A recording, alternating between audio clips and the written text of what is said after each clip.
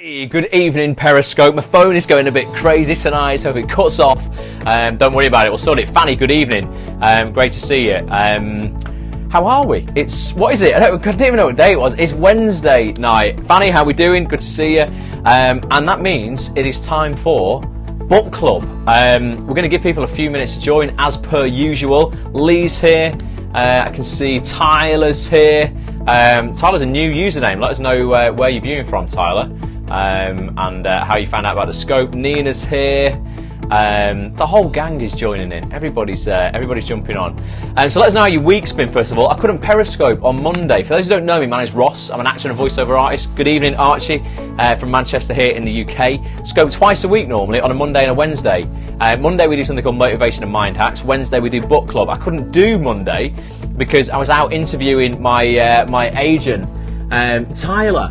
Says, hey Ross, mate, I don't recognise it's so small on the screen, the picture. Let me know who you are. I'm sure I know you. Let us know. I don't recognise the username on here. But yeah, I couldn't do Monday night, guys, because I was interviewing my agent Jane Hollowood, great Manchester agent. I've been with her for a few years, and she's been really good for me. And I was like, right, I want to get a really honest interview with an agent. I knew I could ask Jane anything. Nina just said she's booked a commercial today. Nina, get in, go you. What is it? Is it more right? Nina's like the commercial queen. She'll be go, oh, I've got to do a commercial. Oh, where is it? Oh, just like the Bahamas or something like that, just on some cruise ship somewhere in the Caribbean, which is amazing. Let us know, Nina, what it's for. That's awesome. Who cast it? I was at an awesome read through today, a new ITV drama. It's called Paranoid. Red Production Company's making it. It stars Philip Glenister, Leslie Sharp, Kevin Doyle, some great German actors as well. Got to flex my German muscles today because I did German A-level, can speak a bit of German. Was hilarious, but that was a good laugh. That's definitely one to watch. That was nice seeing them lot at a read through, which was some really big actors there doing what they do, which is good. Selena, good evening to you. Purina, acting with a cat, excellent. Nina, you look, well, you don't look like an old cat lady, like one of those crazy cat ladies, but you look like you'd have a sophisticated cat, if you ask me. Definitely a Purina cat, not a Whiskers cat. None of that nonsense. None of that Sheba. Or is that for Sheba for cats? Or is that for dogs? It's all Purina for this girl. Awesome. So that's great. Let us know what everyone else has been doing, which is good. Now Nina's using loads of cat emojis. Guys, tonight, voted by you, we are looking at Anthony Meindl's book for the second week. We've got this week and 2 more Wednesdays on this book. So I'm going to read a chapter tonight, another chapter next week, and a chapter the week after. That's going to be, this is May's book. Last week we looked at the very first chapter in the book, which is all about acting technique. It's titled, well, they're all questions. Each chapter is a question. How do I develop technique? And we all agreed on the fact that acting technique isn't necessarily separate to, I guess, life technique. You know, a lot of actors separate their lives from their acting career. And we were saying, and Anthony says, that it's all part and parcel of the same thing. If you are becoming a better person and having life experiences, becoming more emotionally available, then you are going to be a better actor, be more emotionally available within your acting work. And we kind of build on that today. You voted for this chapter, which is the question, which is how do I start recognising how I really feel? It's only a 4.5 page chapter. So it's going to be a pretty short scope tonight, but another powerful message. And that's the beauty of this book, is it's all quite short chapters that for people who are intimidated by reading a lot and big books and stuff, you're going to find it a very easy read. And everyone is on this scope, all you guys, you're all on the same wavelength as Anthony Meindl anyway. So it's really cool.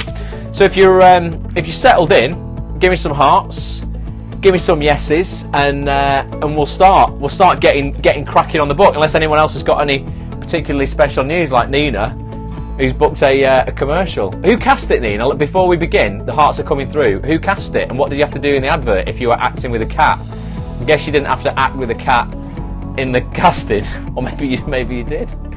I don't know, but let us know what you had to do. I'm intrigued with who cast it and how they did it, and what you've got to do as well. You have to just go, Felix, and Girly Whirly is here. Good evening, Girly Whirly. Nina's got a commercial, Girly Whirly, so before we start reading the book, I've just asked her who she got it off, and Lee said he's not booked a commercial. It won't be long, Lee. Eye casting, yes I did, and it spat at me twice. Wow, I've never worked with, do you know what? I've never worked with an animal on an acting job, ever. Not even like a dog. And a cat spat at you. Well, cats can sense things, Nina, that's all I'm saying. I'm joking. I'm just joking. Evening, girly whirly, how we doing? Right, let's get cracking on this then. So like I say, this builds on last week's question, which was how do I develop technique? And like when we decided, as I just mentioned, as we recapped, we all agreed with Anthony that acting technique is the same as life technique. So how do I start recognising how I really feel? It's a big part of life experience, you know, recognising how you actually feel. And Nina is surprised it didn't scratch my eyes out. Bloody hell, Nina. Good luck for the shoot day. So Anthony says, well, starts off, how do I start recognising how I really feel? We always recognise how we feel. Always. What we choose to do, though, is ignore or shove it down or repress it or deny it. We reach for our phones or food or alcohol or cats. It doesn't say cats. We call someone and talk about other things. We turn on the TV or numb ourselves online or distract ourselves with busy work. So it's not a question of recognising it. Our feelings are as real to us as our hearts. So who gets that? Sometimes, you know, you might have a feeling of unease about something, and rather than kind of facing up to it or dealing with it, you just distract yourself instead because you don't really want to be feeling that way. And that can be pretty bad in terms of making yourself emotionally available. Like we were saying last week, you need to be emotionally available to experience all these emotions to, you know, to grow as an actor. So recognizing feeling is becoming aware of when we act out to actually not have our feelings about things. So that's where you would do things to distract you. That's, you know, that's recognizing what you're doing. So you go, oh, right, Ross, almost like this observer. So you've got yourself, your mind, and like a third person, like an observer. So you've got your body, your mind is controlling it all, and then you've got this other observer going, okay, Ross, oh, look, he's feeling like that today because that happened to him. Now, we were aware of that, but look, you know, he's actually distracting himself from that and he's not dealing with it. That's when you're recognizing and becoming aware, you know, of your feelings. So he says, like anything, it's a process. The goal is not to beat yourself up for where you aren't. And we all know that. We've covered it hundreds of times, but we just do it by default. Some days you aren't going to want to feel. It's natural. There's nothing wrong with having days where you just want to check out for a while. That's what Netflix is for, he says. Do you know I've been paying Netflix for 6 months? I've not even watched it. I need to get on that. Recognition of how we feel comes from doing just that. When we get angry, talking to your dad on the phone, when your boyfriend says something that upsets you, when you feel an unexplainable sadness, the work is to acknowledge what you're feeling. Sometimes that's all you have to do, nothing more. The awareness itself changes our relationship to it. That's what I was saying. You observe it, you go, ah, wait a minute. I've caught myself feeling like that because they said that. I knew that was how I was going to react. And sometimes that's enough to bring you out of it. The awareness itself changes our relationship to it. Understanding the feeling will show you how to deal with it. It might show you that it has less to do with the person you're upset with and more to do with your expectations or blame or frustration with yourself. Who's been pissed off about something and taken it out on someone else once in their life? Probably all of us. But I'm sure we are. Sam, good evening. Sam just joined us. Sam, you're missing some of great Anthony Meindl's work here. Talking about feeling, Sam, and we're at the point where we're recognising how we feel, and sometimes just by catching ourselves feeling a certain way, we realise that actually, you may say we snapped at somebody or something like that, that it wasn't actually them that caused that, it was actually something else. It's more of a reflection on us. And I say that to everybody, when someone's mean to you, or nasty to you, or tries to put you down or whatever, don't worry about it, because it's not you necessarily, like ever, it's always a reflection on them. He says, well, you might see that you do have a valid reason to be upset with someone, and that's possible sometimes. You might need to call them and tell them how you feel. You might just forgive them and let it go. You might just rise above it. Instead of being held prisoner by the feeling, which sometimes happens for days or weeks, we instead go directly to the source by acknowledging, I feel tightness in my chest whenever I think of that person, or whatever it would be. So instead of being held prisoner, you need to just acknowledge the way you're feeling, often in order to just escape it. If you've been through anything dodgy in your life or a really hard time, think back to how many weeks I can think of a relationship that broke down where I held myself prisoner, like for months, probably a year. in terms of like not really wanting to kind of acknowledge it, without a doubt. But that's what we've got to do. Other times it might be enough to have the feeling. So he says, when I went through a bad breakup a number of years ago, I remember being overwhelmed with grief in a way I'd never experienced before. The loss, the discomfort of separation, the being forced to let go, the acknowledgement of being left for another, the complete abruptness of one day it's going great and the next day it's all over. It was all a shock to my system, Anthony says. He says, my breakthrough occurred though when my friend and fellow master teacher at Anthony Meindl's actor workshop, Lindsay Frame, when she told me that perhaps I didn't have to label my feeling as pain or loss or grief or bad, but instead just let it be what it is, what it was. So I just let the feelings wash over me. I welcomed them in a new way that was still painful and terrifying, but I felt as if I had less resistance to them when I refrained from labeling them in a negative, reductive, confining way. It was what it was, and my body needed to do what it needed to do. So for those who have, a few more people joined then. For those who are familiar with Bulletproof Actor, Unstoppable Confidence, Infinite Success, the mindset program I released in February that's going to be re-released for a new intake of students in about a month. We go through a part of the course, it's really in depth, and we look at labeling, because labeling is so powerful. And a situation can happen to you, and it can be uncomfortable and horrible, and you can label it as a tragedy. And if you do that, that's all you'll ever see it as, and all you'll ever see is all the negative stuff within that situation. Hey, Warren, he's on his way home from rehearsals, he says. Talking about labeling at the moment, Warren. Whereas actually, you gain all the power back if you just switch things around and label that tragedy as a gift. And you start looking for the gifts that that tragedy has given you. And I promise you, no matter what's happened to you, and there will be some horrific things that people have told me that have happened to them, and they've said to me, well, how can this possibly be a gift? Look at this. And within 30 minutes of working with them, they've gone, shit, I never realised like any of the positives. All I could see was the unconscious blaming they were doing for all of the negatives. And if you look for the positives and you relabel something from pain and from tragic into a gift or something positive, you know, something that you've gained from it, suddenly you'll find like a whole new strength and a whole new way of dealing with stuff that, you know, where you are in control. So that's what Anthony said he needed to do there. You know, just let it be what it was. And it doesn't mean resisting the feelings and burying them. It means letting them come in and going, actually, okay, well, what am I getting from this? How can I channel this, what feels negative, into good? He says that's the thing about feeling. Ultimately, it's neutral. It's this energetic expression of emotion inside us that's catapulted outwards as feeling. But what it is really, it's just a tremendous outburst, an expression of energy. We name feelings as joy or hate or rage or bliss, but really feelings are just energy in motion. Emotion.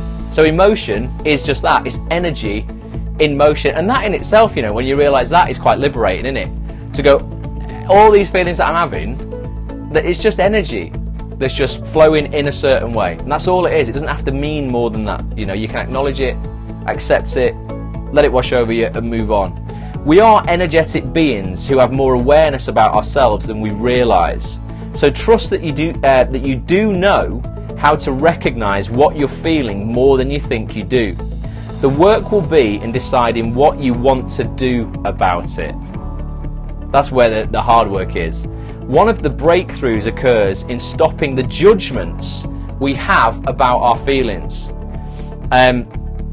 Who's ever like dealt with guilt? Have you ever dealt with something where you feel guilty about and you start judging that emotion and you start judging yourself based on that? Give me some hearts if you ever done that.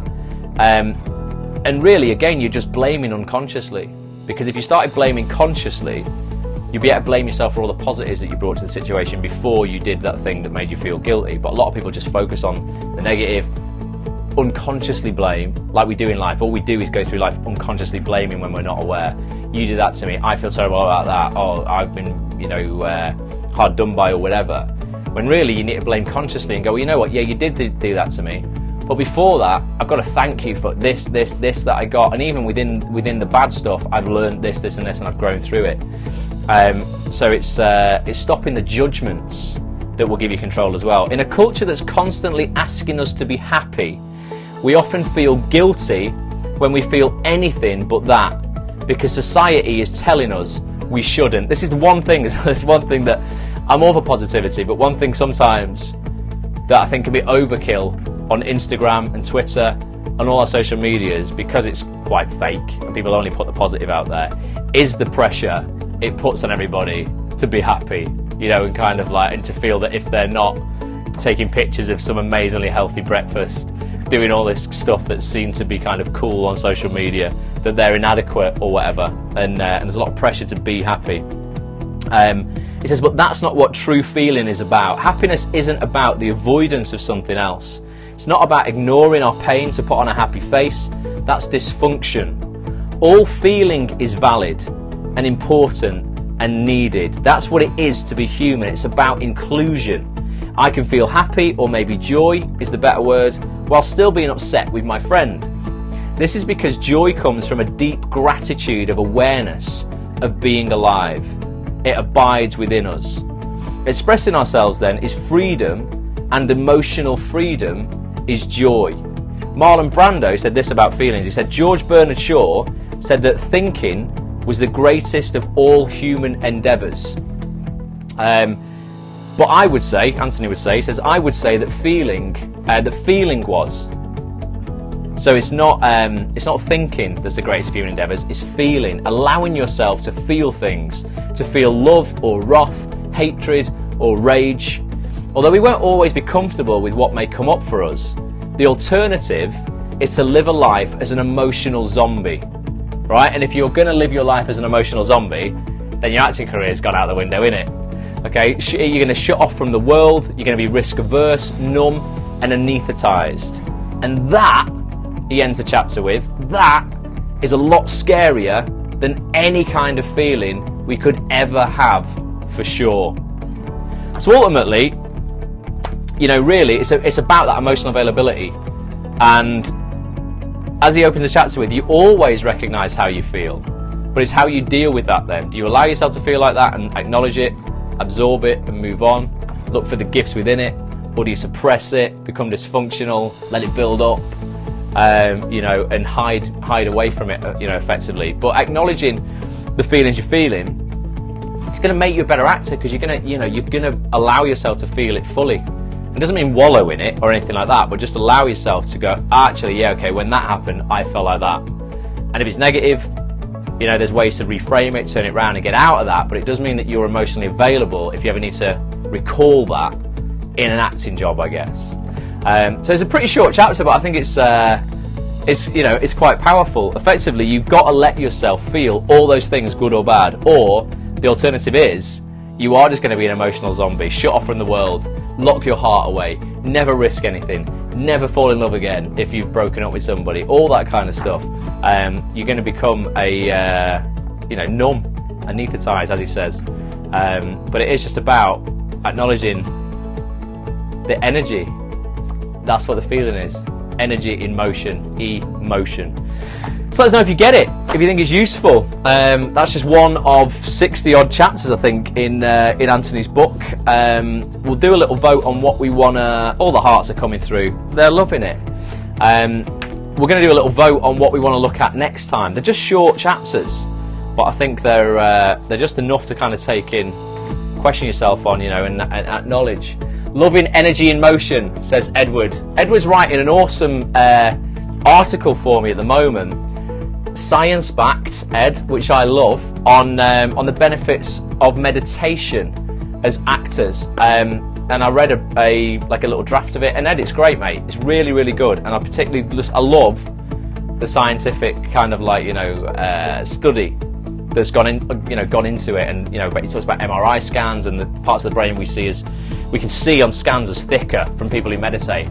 Wow, that eye-poking crying stick thing would be in overdrive if you were an emotional zombie actor. Yeah, so talking about tear stick, which a lot of actors use to look like they're crying on set, that would be in overdrive if you didn't have any emotions to bring up. Like I say, when you're doing, my personal experience, when you're doing really emotional scenes, is you can access those for a few takes, and then you always kind of run out of tears eventually because you've cried yourself out. Ed says thanks, it'll be over tomorrow. Excellent, Ed. I would love to publish that, mate. I look forward to that. So yeah, we'll have no one becoming an emotional zombie. Let the feelings flow. Let that energy flow in motion and become emotion. Okay, so we've looked at a question from the head part of Anthony's book. Mindfulness science-backed is being introduced to schools. Oh wow! See, I should go and I'll be a professor in that or something. I love it, bloody love it, Fanny. So we've looked at Anthony's book's broken into 3 parts: the head, the heart, and the industry. We looked at what is technique, which is from the head section. We've looked at how do I start recognising how I really feel from the heart section. So let's go to the industry section. And the questions are, God, there's loads. Let me know what you think. Okay, I'll pick out 5, and you choose. I'll pick out 3, because then otherwise we'll be here all night. And you choose 1. Okay, so the first one. Oh, that's an interesting one. The first question is literally, do I have talent? Interesting. Let's see. Let's see what else I've got. What should I tell myself when I don't book the job? That's a good one, because we don't always, obviously, book the job. And the last one, let's see which one I would choose. Let's have a look. Let's have a look. There's a few good ones here. Okay, yeah, I've got it, because it's a pet hate of mine. And you know it is. You all know this is a pet hate of mine. How do I learn to stop judging and complaining about the business? So there's 3 there. Choose the one that you want. Do I have talent? What was the other one? What should I tell myself when I don't book the job? Or how do I stop judging and complaining about the business? Talent. We've got 2 for talent. Sam and Leah on talent. Anybody else? Jennifer Hannah is here, I've just seen. Good evening, Jenna. Do I have talent, says Verona. Talent Lee. Talent Warren. Right. It looks like it's an a unanimous is the word, isn't it? A unanimous. Oh, judging the business, says Ed. Second one. There's all these talents coming through. Ed, if you need judging the business, and Fanny, if you need the second one, you have to buy the book, I'm afraid. But there is a chance we might look at one of those on the next the next scope after. So we'll look at do I have talent next Wednesday, and then you get to choose another one the Wednesday after. But it's a great book, guys. I'd recommend it. If you're watching the video on actonthis.tv, if you're watching the replay, you're not with us live tonight, you can click the link below the video and it'll take you straight through to Amazon. You can buy the book from there. It's about 15 quid. You're all fabulous, says Nina. Cheers, Nina, you're fabulous, and you will be in your Purina advert. Do you get, have you got cats? Do you get some free Purina or what? I did have a cat. Fortunately, as I've been put down, gutted, but he was 19 years old. He had a bloody good life, little Eric, and he now sits on top of the fireplace in a box. Not stuffed, like his ashes and stuff. Verona says you too. You're fabulous, Nina. Everyone's having a fabulous fest. Do you get a free cat? I don't think she gets a free cat, Lee. Maybe some free cat food. Definitely. Do you know, I've never really been given anything free from a job. I got a flight free from jet2.com once when I did a job for them, but I think it was only 29 quid anyway. And I got a copy of Harry Potter, the computer game, and I did a voiceover for that. Me too, says Warren. Miss Hildypuss, who was actually a boy. I have no idea. Oh, is that what? That's your cat's name? Oh, no way. Nina says she doesn't have a cat. Well, Nina, you have to get some cat food and give it to your neighbour. Give it to your neighbour, something like that. Sell it, open a little stall outside your house, undercut the local supermarkets. Tons of Muller rice once when it was a promo thing. I tell you what, I got a shitload of Orbit chewing gum once when I worked at Key 103 at the radio station. Literally, like almost a pallet full of Orbit chewing gum. God knows what it would have cost in the shop. Chris, good evening. Chris Stone Films is here. I'm going to be interviewing Chris Stone Films, all about independent filmmaking next Tuesday. Hopefully you're still up for that, Chris. That's still happening. I've clearly missed lots, says Jennifer Hannah. No idea what's going on. Just come and hang out, Jen. You don't need to worry about it. We're just chilling now. We've read the chapter of the book, and now we're just freestyling. Chris is up for the interview next week, which is good. You need an ad for Starbucks, Ross. Yeah, I know. I definitely do. Kat's here. She's the same. She's a bit late. It's all right. You can watch the replay, guys. You can watch the replay on Periscope. Literally, as soon as I finish stop broadcast, or you can watch the replay on actonthis.tv tomorrow when I'm going to, I will have uploaded it to YouTube by then. Honestly, Chris has filled my fridge and I was giving it away to neighbours and friends. Muller rice, that's when Sam did a Muller rice job. I used to love Muller rice. I don't know if that's healthy though. I'm not sure because they put a lot of like sugary fruit in it and stuff, don't they? Why didn't I know you then, says Chris. You just think you could have swapped Muller rice for some showreel scenes. Miranda 4 is here. A couple of other people I just saw join. Guys, you've missed the book club, but watch the replay. Currently now, we don't know what we're talking about. Could be anything. I need one for Chanel, Dior. Yeah, you need an advert for Chanel or Dior, definitely. Don't know. I need an advert for Apple, not the fruit, just so I could get some free iPads or something. My mate Rob Collier, Downton Abbey Rob, used to do some like talks for Apple about being in Downton, and he'd go to like an Apple store and they'd get the cast of Downton there and they'd do some kind of Apple related or iTunes interview or something like that, and then he would get to pick an item that he wanted in exchange, and I was just like, Rob, come on man, you've got an iPad, send it this way. He never did. What else is going on here? Everyone's just having a chat about Muller rice now. Awesome guys, well I'm going to be back on Monday. There's going to be a brand new 5 to Thrive episode, podcast out on Friday. Please subscribe on iTunes, just search for Act on This TV, subscribe, people are loving it. Chris did a talk at YouTube and got given loads of goodies. Yeah, you did. Chris got some YouTube socks as well, I think. Pleasure Verona, she says thanks, but yeah, subscribe to the podcast on iTunes, leave a review. I would love you if you did that. If I get enough reviews, it gets put in the new and noteworthy section. If we get enough downloads, I'd absolutely love that. Lee would like to do a commercial for a bank and get free money. I think you do get money, Lee, by default, so that's good. Is the link to your agent interview up? No, it's not, because I'm currently editing it. I wonder if you can hear this. I'm literally in the middle of editing it, Verona. Oh, it's going through speakers. Wait a minute, let me give you a little sneak peek if I can. Let me change the speakers on this so you guys might be able to hear a little bit of it. So yeah, it was with my agent Jane Hollywood. It's going to be available online tomorrow. And she was great. She was really honest. We asked loads of just honest questions. Well, you guys submitted them. Questions about getting an agent, how's best to approach an agent, what to do if you want to change agents, how you have that conversation with your agents to go, I'm not getting any work, how can I do better? I wonder what part of the interview this is at. Let's listen. So let's say somebody's got all those things and they're like, right, okay, I've got all my stuff together and I'm ready to start approaching agents, and they're like, right, and they find your details online, Jane, they're like, right, let's get in touch with Jane. So it comes down to covering letters and covering emails, you know, and I'm sure, like you said, I'm leaning in, so the microphone's near it. What are the pitfalls that you see actors falling into time and time again when they write to you, and how can an actor make his or her covering letter stand out from the crowd, like for the right reasons, not for the wrong reasons, where they've copy and pasted the wrong name or something like that? Yeah, oh yes, I get that. But what do you want to see in a covering letter? What makes you go, oh, okay, I'm going to read it? right. Well, first of all, Could you hear that, by the way? That's Jane. There you go. I've great timing, just changed agents, someone says. Verona says your voice is amazing. Who are you talking about, Verona? Me? Thanks very much if you are. Or I missed all the other comments, you see. Is he talking to a secret agent, which is why we can't see her? I needed the answer to that, says Kat. Yeah, so that's going to be online tomorrow. Jane's very honest. What I love about her is there's no bullshit. Even in times in my career when I've said something she doesn't agree with, she'll call me out on it. She doesn't just agree with you because you're one of her clients. She's like, actually, no, you're talking nonsense. Let me tell you how it is. I've been in the industry like 40 years, so she's very, very good. Wanting to change agents, a great timing. Okay.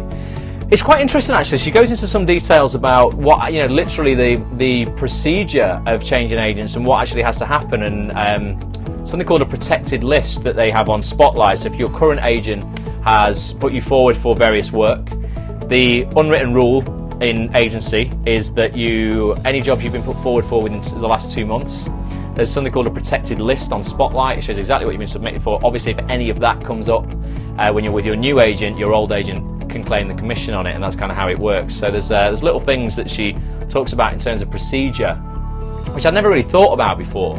and it's quite interesting. So I was learning quite a lot as well, and I thought I would know the answers that that she was going to say. But it's quite interesting. It's about an hour and a half. I'm going to edit it down though to about an hour so that you guys can listen to it in one go. I guess if you're on a train journey or whatever like that, it's not too long. Is she an open-minded agent or follows particular protocols that we discussed previously? No, she's really open-minded. So I told you I got with her without any show reel. Really wanted to work in TV. I'd graduated from drama school, but she says in that All About Drama School how she wouldn't even say the majority of her clients are drama school trained. She really likes mature actors getting into the industry later in life because they've had more acting, more life experience. She thinks drama school's like that as well. There's no too late to go to drama school scenario. She thinks that drama schools love people who are a bit older going because they can take all that emotional, kind of experience with them, and they have an easier time casting their third-year shows because there's a wider range, wider age group. It's really interesting. Yeah, no, she's just really great, Jane. It's only a boutique agency that Jane runs. There's about 80 actors. I've been with her for about 4 years. But I feel very kind of close. I can ring her up anytime, be dead honest. We can sometimes put little plans together about what we're going to do, who we're going to approach, how we're going to approach them. She's got great assistants. She's awesome. She's really, really good. So you can listen to that and let me know what you think. But it'll be available tomorrow at some point. It'll probably be later in the day because I've still probably got about 40 minutes of it to edit, and I want to make sure that it's right for you guys. But it's good. It'll be worth waiting for. Manchester-based, yes, Celine. She's Manchester-based, but she's got a base in Nottingham as well. She's got a lot of great contacts in London. So she's still, she's quite dual-based. She still receives quite a lot of breakdowns from the southern casting directors because she's been around for so long. She's repped quite a lot of guys who have gone on to be, kind of household names as well. I think the temptation is when you're with an agent like that, sometimes when you do hit it bigger and you get a regular in a big show, then you move to a London agent. She's had that happen and that kind of thing. She's cool with that as well. She knows that's it's business, and she says that, look, it's all about business. And there's times where she's had to let people go. There's times where people have had to let her go, and that's the industry.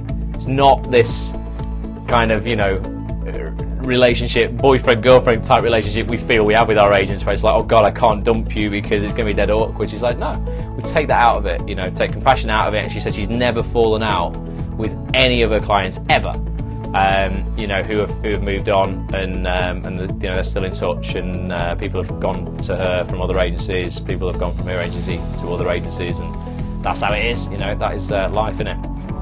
She sounds great and approachable, says Kat.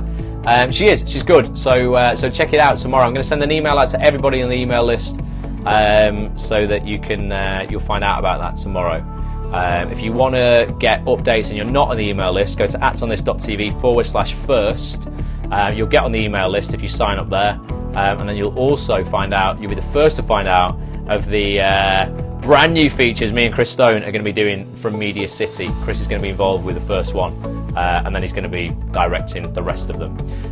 So it's all exciting, guys. I shall leave you with that. Have a fantastic rest of the week. Get 5 to Thrive, the podcast on iTunes on Friday. Search for Act on This TV. Leave a review. Tweet me at Ross Agran, at Act on This TV. Let me know your thoughts. If you've got any suggestions for Monday's Periscope, for the Motivation and Mind Hacks one, anything you're struggling with, please tweet me, let me know. We might base it around that. And ultimately, just continue being fabulous, as Verona said. Have a great night, guys. I will catch up with you soon. Go out there and be great. Bye for now.